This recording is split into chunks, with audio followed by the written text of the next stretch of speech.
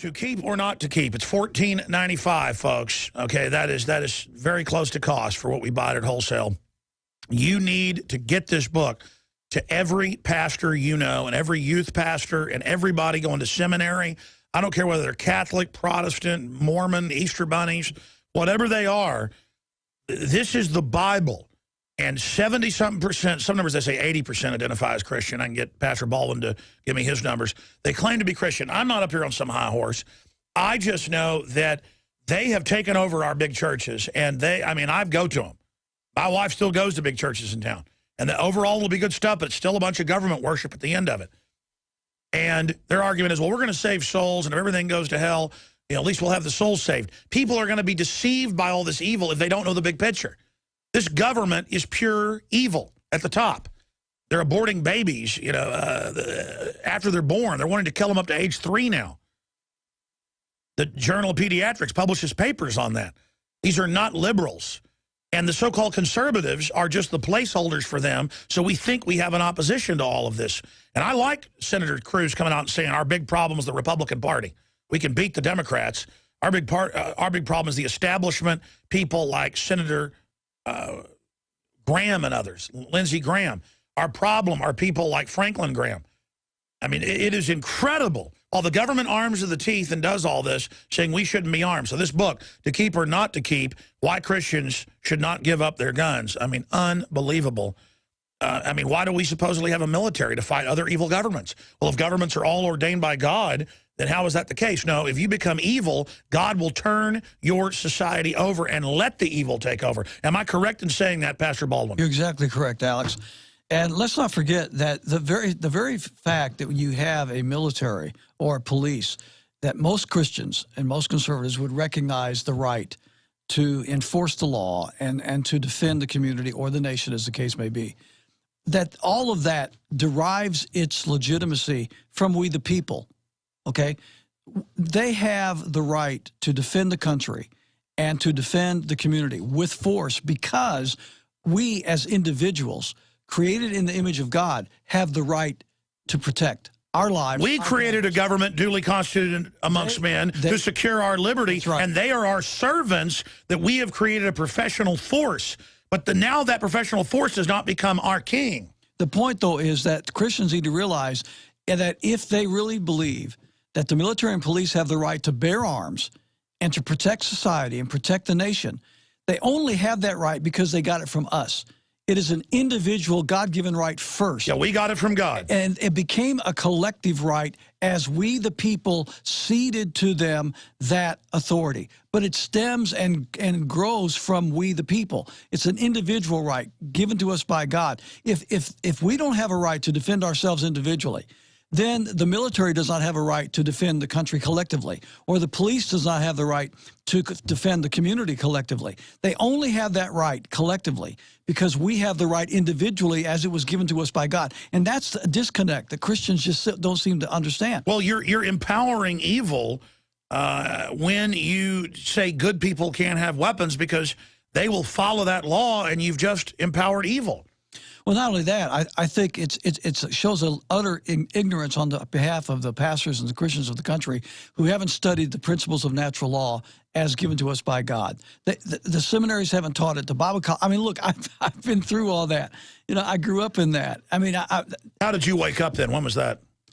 It's a long process. I mean, we all mature at different rates and different levels, but I guess it was probably 1994.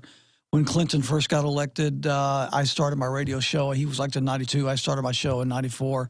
I started scouring the news and started, getting involved. I started listening to you, and I started hearing a lot of the other things that were going on in the country, doing my own research, doing my own study, because you don't learn this in school. I had to go into the Bible, search it for myself. I had to do a lot of self-study. And as I began to grow and I began to learn, I realized how much I didn't know. And I began to develop an appreciation for where we are as a people in terms of where we were in our history. Well, it's certainly advanced now. I learned a lot watching your sermons, and I sit there. I don't usually get to watch them when they first happen live. I watch them a day or two after my wife watches them. Okay. And people can go to chuckbaldwinlive.com, but also find them on YouTube. Right. Yeah, we put all of our sermons up on YouTube now, almost the same day. We have a technical crew that puts them up. either on Sunday night or very early on Monday morning. So usually by Monday morning, they're already up on YouTube. I want to, you know, tonight, I think I'm going to, because, I mean, it's my nature. I get excited talking to people, and then I run off, you know, at the mouth with a bunch of points, which is good but also bad. I want to, I think one of the other crews doing the news segment, but I was going to do an interview with you tonight on TV. I think what I should do is just introduce you, and maybe you can preach a sermon tonight on InfoWars Nightly News. You want to do that? Wow. I'll bring a lectern in there if you want. Alex, I'm your servant, whatever you want me to do. Well, I don't want to wear you out, but you said you're here to work. You I'm want here to work. I mean, we're going to do this radio show. We're going to do the interview for Obama deception. And then you can give an hour-long sermon if you want. Yeah, whatever you want me to do. But what I want your audience to know is the importance of this book and how it can change the course of the church. Look, in the first 48 to 72 hours after the book was released, a sizable percentage of the orders that we got, Alex, were from pastors. That's encouraging. That's encouraging. What they're saying is, look, we know in our heart that we have the right to keep and bear arms. We know in our heart we have the right to defend ourselves. We know in our heart that it's wrong for the government to tell us to surrender our semi-automatic rifles. But where in the Scripture do we find that? They've never been taught. And so that's why this book is so important. It shows them in the Scripture where the Bible gives them the authority under natural law and revealed law. But a lot of these preachers are so government controlled, they'll probably say the Bible is of the devil. Well, the preachers that are government controlled, they're going to say Obama is Jesus, basically. Those people, I don't know that there's any hope for them. The only hope for that is if you're in a church like that, you need to get out. Well, I'll tell you, we've discovered Bill and Melinda Gates are funding a lot of these churches. And, you know, he's a big collectivist and eugenicist. Right. And they send in now from the central churches, the Methodist and others, they send in change agents that are not even, they're atheist. But they're up there running the whole thing. And I'm sure you know about this phenomenon where they're actually just cold-blooded operatives. They're incrementally trying to keep the church there to be basically a Soviet army. But by increments, they're there basically re-educating people. Well, even the ones that aren't, even your typical 501c3. No, but I'm telling you, there are a lot of them that are operatives. Oh, I believe that. No, I'm not. I don't have any doubt about that. And we all know about the pastor, what's it called? Clergy response team. Clergy response team that FEMA's been doing. I've got a lot of pastors that have given me firsthand testimony about that. Oh, tell us about that. Tell us about that, or don't forget tonight, because we got the documents, and later people didn't believe me, and then it was on the news. Right. They go, oh, turn your guns in, it's of the Lord. Oh, yeah, absolutely. So during an emergency, you turn the guns in. No, that's written. I mean, they've got that in their training manual. No, but I want to hear what the preachers briefly, the preachers what did they say? Sure, I'll be glad to. I mean, that's chilling. Yeah, but the point is that even the ones that are just your typical 501c3 pastor, they really have been buffaloed into thinking that somehow or another, that because they're 501c3, they can't say this, they can't say that, they can't get involved in politics, they can't take a stand. It's an intimidation factor. And as a result, they are afraid to broach. Well, it's political correctness. I mean, I was at Martin Springs this weekend, and there was a Hispanic guy and two white guys swimming around, and their girlfriends were up on the bank, and one of them goes, let's get Chinese food when we leave here. And the two white guys said to the Hispanic, because it's the white guys that are so politically, correct, they go, shh, you can't say Chinese. And they weren't joking. And now people think everything is like racist or something. And it's the same thing. Once you get yourself in that box, the box only gets smaller to where you're afraid to talk about anything. Yeah, and that's where these guys are. They really are afraid to talk about it. And a lot of them have never studied it. They've never been taught it. They don't know the first thing about the principles of natural law. They don't know the first thing about the principles of freedom and liberty. Everything that the Founding Fathers understood from a historical and a spiritual perspective, even the ones that were not Christians, they understood the biblical principles of liberty. Well, that's why... That's what's missing today. And that's what this book helps to resolve. This book, Alex, I believe if enough Christians and pastors would read it, it would revolutionize the church. And if it revolutionizes the church, it could change the course of the country. And that's up to the listeners to get the book at InfoWarsStore.com and to go hand deliver it, and then a month later say, did you read that? And if the pastor hasn't done that, I'm not a big guy into breaking up churches, but these aren't even churches. How do people make an issue? Hand out flyers, call for a church meeting about it? I mean, how do you make these churches stop being a New World Order mouthpieces? Well, first of all, if you are a freedom lover and you're attending one of these silent, sheepish 501c3 churches, get out. Vote with your feet. They continue to give their tithes and offerings. They continue to support. But do you tell people I'm leaving because of this? Yeah, absolutely. They need to know. They need to know that they are not being the shepherd to their flock that God would have them to be, and as a result, the sheep are not going to stay with that shepherd. They need to understand that as long as they have the crowds and the money and the buildings and the notoriety, what is the motivation they have to make any difference in what they're doing? They're not going to change anything. But if enough people out there in the congregation said, look, it's so late in the day, preacher, our country is going to hell in a handbasket. We're about to lose our freedoms. Your kids and mine are going to grow up in tyranny if we, you and me, if we don't do something about it now. And if you're not going to take a stand for my kids and for my grandkids and for the freedom of this country, according to the scriptures that God has given you as a watchman on the wall, then I'm going to go find a shepherd who will. And if enough people did that, I think at least the pastors would say, wait a minute, there's something here I'm missing. It's incredible. I want you to go over some of the verses that you've got in the book, To Keep or Not to Keep, Why Christians Should Not Give Up Their Guns, written with your constitutional lawyer's son, Timothy Baldwin. Again, Chuck Baldwin, pastor, is here with us. I mean, this is really the fight, folks. I mean, there's hundreds of them in here, but let's get into some of these scriptures and then some of the scriptures they use to go after the guns. Okay, well, let's go to page 72 and 73. We touched on it just briefly before in the last segment, I mean. If you live by the sword, you'll die by the sword, what Jesus said in the Garden of Eden. And they take that to mean, well, if you use the sword in any way, then you're wrong, you're sinful, you shouldn't do it. And that's what Jesus said to Simon Peter in the garden, when actually the opposite is true. Well, then how do you send the military off of the sword? It's just totally hypocritical. What Jesus was saying, though, he was saying, well, if you live by the sword, you die by the sword. Alex, what he was saying was the tyrants, they live by the sword offensively. That's right. They live by the sword by inflicting harm upon others through brute force. And we have the sword for defense. And as a result, they will die by the sword. And that verse is repeated in Revelation chapter 13 and verse 10. And it says the same thing again. And he's talking about, that was not a warning to Simon Peter. That was a promise to Simon Peter. He was saying to Simon, look, it's not time for you to use the sword now. Vengeance is mine. That's right. It's not time for you to use the sword now, because I came to die and give my life a ransom for the souls of men. You put up your sword. But they that live by the sword, these tyrants that enforce their will by the edge of the sword, they are going to die. Because next he says, go and buy a Roman sword. No, he said that before that. He said before that, go buy a sword. And there were already two of the disciples that were carrying swords. Simon Peter was the other one. I think probably Matthew was the second one. Jesus told the rest of them. And by the way, if they caught you with a sword, they would crucify you. Well, it was against the law. It was against Roman law. Oh, so he said break unconstitutional assault weapon bans. Exactly. But that's Jesus. We should listen to the preacher, not him. Yeah, Jesus did. I mean, that's something that most pastors just have never thought about. And to your audience out there, ask your pastor, do you realize when Jesus told his disciples to buy a sword, he was talking about the Roman sword, the most efficient, effective self-defense tool in the world. It was a military-style weapon. He was telling them to purchase a weapon that the Roman government had forbade the Jewish people from owning and possessing. He was requiring them that they break human law in order to fulfill God's law. Now, that is something that most pastors have never even thought about. And we know it's the same sword because in the Greek language, the same word is used when Jesus said the sword as it was in Romans 13 when he talked about the government. They bear not the sword in vain.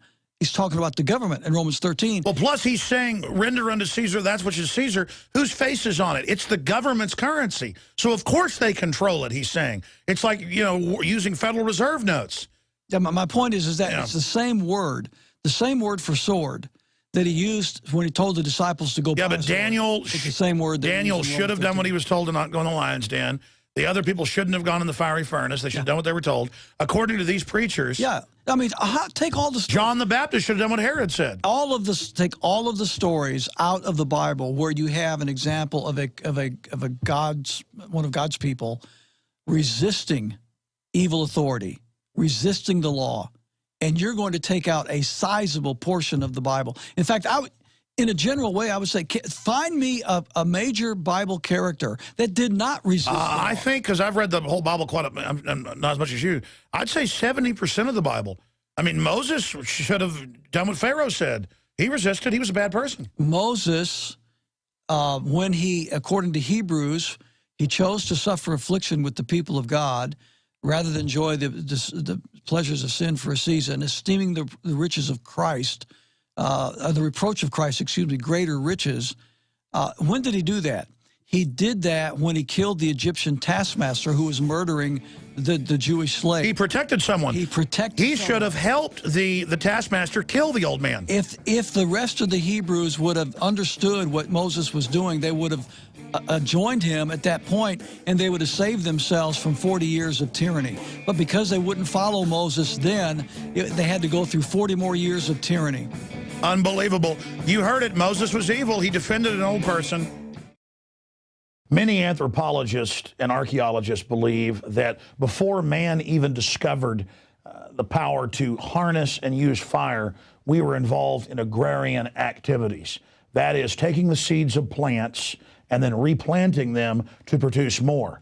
The very foundation of our modern civilization and human culture is centered around the planting and cultivation of edible plants, fruits, vegetables, nuts, you name it. And the globalists have been going after gardening. They've been harassing people that have gardens in their front yards or their backyards. They've called for licenses for people to have gardens because you can't trust prisoners in the police state America to be able to grow their own food. That's why I've come to the realization that we need to become self-sufficient. You need to be informed. You need to have the Second Amendment to protect yourself. You need to be politically active to wake up others. You need to filter your water. But you also need to plant a garden. Even if you live in an apartment, you can do this. If you live in the countryside, obviously you can do it on a grand scale. There are so many green belts and areas that humans don't even visit, nearby cities and in suburbs, where people are now more and more planting their own little private gardens and meadows and off the side of the road. Ladies and gentlemen, it is a revolutionary act to unplug from the television, to unplug from the computer and all the globalist propaganda, and to go out in your backyard or your front yard or planters at your apartment or on the roof of the building where you live, and to plant a garden. Here are some of the amazing deals at InfoWars Seed Center at InfoWarsShop.com. The Survival Seed Vault by My Patriot Supply features only the finest survival heirloom seeds for a robust and hardy garden, even in the toughest of times. The ARC All-in-One Seed Kit contains 70 varieties of 50,000 seeds of fruits, vegetables, medicinal, and culinary herbs. All ARC seeds are heirloom. Each type is labeled and sealed separately for ease of use and longevity. The Deluxe Emergency Seed Bank combines 3 of Emergency Seed Bank's top sellers: the Family Survival Emergency Seed Bank, the Medicinal Herb Seeds Pack, and the Culinary Herb Seeds Pack. We also have starter varieties of the deluxe seed packages for fruit, salad, salsa, peppers, and medicinal herbs and more. Go to the InfoWars Seed Center at InfoWarsShop.com. A little seed can grow a huge tree that produces fruit for up to 50 years. We have the best life bombs. That's what these are. We have the best weapons against death out there at the lowest prices, waiting for you to lovingly plant them and lovingly grow them and lovingly eat them and share them with others. We will strike back against the New World Order, and this is only one more initiative in our fight against them. So please join us at InfoWarsShop.com, or you can link through at Infowars.com at the InfoWars Seed Center. Obama, just like 3 minutes ago during the break, this was live, he's up there talking about how great it is to have drones killing U.S. citizens without due process and how liberal that is and how he's going to get 5 more peace prizes for it. And, you know, he's got his disinfo trolls out there saying that all sorts of baloney about us. And probably a Code Pink lady, the way they sound, gets up there and says, you know, there's people on a hunger strike. Oh, yeah, they're dying. And it's mainly innocent people at Gitmo. It's just a torture base. Meanwhile, the globalists run the real al-Qaeda on record in Libya and Syria, and then use the extremists they wind up to as a pretext to take our liberties. And of course, this is now becoming mainstream news, thank God. And people are like going, wait a minute, you bring in the radicals, then they kill people, then you take our rights, and then you're funding their commanders? Yeah, the people doing it are extremist, but the point is that they're being wound up. But here is Obama being heckled. And this went on for a while. Here it is. So, let me finish, man. Good. So, today, So today, once again, today, these desperate people. I'm about to address it, ma'am, but you got to let me speak. I'm about to address it. Commander-in-Chief. Let me address it. Close Guantanamo today. Why don't you let me address it, ma'am? Release those 86 prisoners. Why don't you sit down and I will tell you exactly what I'm going to do. Today. That includes sit down and I'll lie to you. Thank you, ma'am. It includes Shocker Armor. Thank you. Thank you. Said he wouldn't hire lobbyists. Thank you. Did hire them. You should let me finish my sentence. Look at that arrogance. Today, said he wouldn't do bailouts, once again but he call on did. Congress to lift the restrictions on detainee transfers from Gitmo. I have asked. This is pure bull. I have asked the Department of Defense to designate a site in the United States where we can hold military commissions.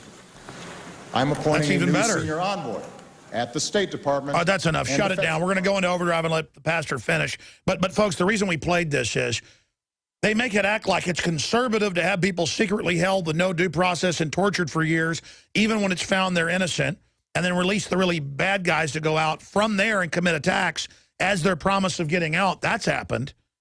That's a mind control base. On record, the CIA has a mind control facility. That's like frontline PBS.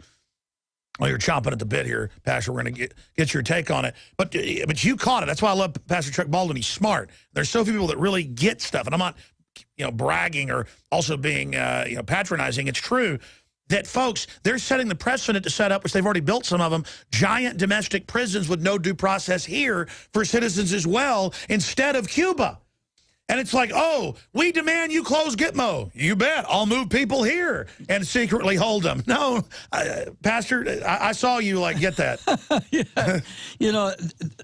We all know about these FEMA camps have been popping up all over the country. We know about the Department of Homeland Security that's buying, all kinds of, how many billion rounds of hollow point ammunition? 2 billion rounds. 100, thousands of tanks and weapons, and this is all for the Department of Homeland Security. This is supposed to be domestic enforcement. So who they plan on using all that against? I mean, and then he's talking about building a facility like Gitmo in the United States of America. I mean, oh boy, Alex, just stay on the air, man. Keep putting this stuff out. Well, I need your prayers, because let me tell you, we're definitely right over the target. Absolutely. If you weren't over the target, you wouldn't be catching flack. Well, they wouldn't put you in the Mayak report as a terrorist, along with that evil Ron Paul. Yeah, me and Ron Paul. He says the TSA always gives him double checking because, he's dangerous. Oh, I could tell you. No criminal record, never had a speeding ticket. I could tell you some stories on that myself. I want to hear it. We're going into overdrive right now.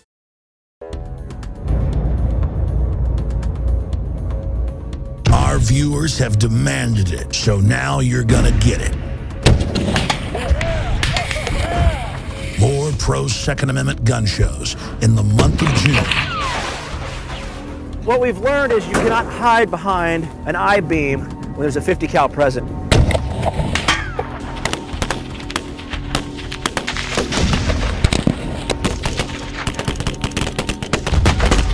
Brothers in Arms, 50 cal ammo review, and more. Coming in the month of June to the InfoWar.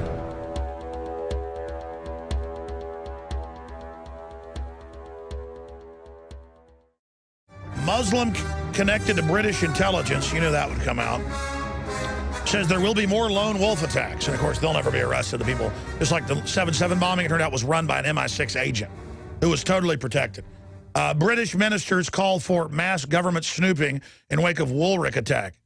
It's already going on. They already spelled everything on record. Now they just want to, tell you they're doing it. Florida cops plan to harass gun show attendees. That's really a devastating article. Senator calls for free cell phone providers, welfare abusers, and calls for the end of the program. State of Connecticut crafts special act to hide Sandy Hook evidence. That's big. Was the Woolwich attack a hoax? Debunked. We debunked that it's a hoax. David Cameron to arm a Woolwich terrorist, getting into how he's already arming al-Qaeda. New precedent, armed domestic drone strikes will soon be reality. That's all up at Infowars.com. There's some other news that isn't on Infowars at PrisonPlanet.com. Putting bookends on this. We only got about 3 minutes left. You're going to be on the Nightly News. Pastor Chuck Baldwin, you've got the live streaming of your Sunday services. ChuckBaldwinLive.com, your non-501c3. Answer the question we got to up front, but you went into the book for me. Where are we Are we at the crossroads, the jump point, the event horizon? Are we about to enter it? Because everyone in their spirit can feel the quickening. No, there's no question about it. I think we're definitely at the crossroads, and I think that's one of the reasons why we see so many people moving to our area there in the Flathead Valley of Montana. Since we've been there 3 years ago, we've had scores of families that have come to the Flathead Valley. They didn't know each other. It was just something inside of them that caused them to leave their home, their businesses, their friends, their family, come thousands of miles, go to the Flathead Valley, because they know in their heart that things are at a tipping point. They don't know exactly what and when, but they know that things are going to be happening very soon, and they feel in their spirit they need to be where we are in the Redoubt area of the Montana. People, whether they move to Montana or whether they don't, the people understand that in their heart, in their spirit, things are at a critical juncture in our country. And that's why I think it's so important that what we're doing, what you're doing, I mean, you're providing the news every day. You're providing the inspiration. You got the videos. You got the audio. You got radio. You got television. You got all these things that you're doing here. Great staff. What we're doing on our end is, you know, I left a church that I pastored for 35 years in Florida. It was a 501c3 church. A big one. It was fairly large. We went to Montana, to the Flathead Valley, and started a non-501c3 church. We broadcast our service every Sunday afternoon at 2:30 Mountain Time. We have people that are watching us all over the United States because they're people that are trying to find a Patriot pastor, and they can't find one. That is so sad. It is, but we're doing what you're doing in a different... You ought to start a Patriot seminary. Oh, boy. You know, I've thought about something like that. The workload that would take would be awesome. I don't know. I am praying about something like that in the back of my mind. My son Tim and I are doing a lot of work trying to get out this material like this to the people. But the fact is people need to understand that there is a 501c3 ministry out there that's broadcast on the web every Sunday afternoon. They can watch it live, or they can do what you and your family do. You can go to the archive sermons on libertyfellowshipmontana.com or chuckbaldwinlive.com, and they can watch the archive sermons that stay up there perennially. Yeah, what was the name of the sermon you gave about the connection from the past to the present? Yeah, that was a message I preached a couple of weeks ago. I can't remember what the title of it was. We're out of time, but Howard Phillips passed. Oh, yes. And you gave his eulogy? I did indeed. And Howard was a great man, a great friend. You know, it's funny. About a couple months ago, I was like, I hadn't had him on in a couple of years. Let me get him on. We tried to call and couldn't get a hold of him. I didn't even know he was dying. Yeah. He'd been sick for a couple of years, and he finally passed away. And his wife, Peggy, and the family asked me to come and do this service, and I was honored to do that. Howard Phillips was one of the best, one of the greatest. One of the guys that started waking you up? Yeah, it really was. He really had a big impact. Well, if you look back to the John Birch Society, Howard Phillips, and others, our entire resistance that's so big now comes out of them. Yeah. And that's why, who knows how big it'll be in the future, what we're creating. Exactly. Thank you. Visit Infowars.com and PrisonPlanet.com. When you're on the site, you can also tune in 24 hours a day to my daily radio broadcast. There's also a free iPhone app to listen to the syndicated radio show when and where you want.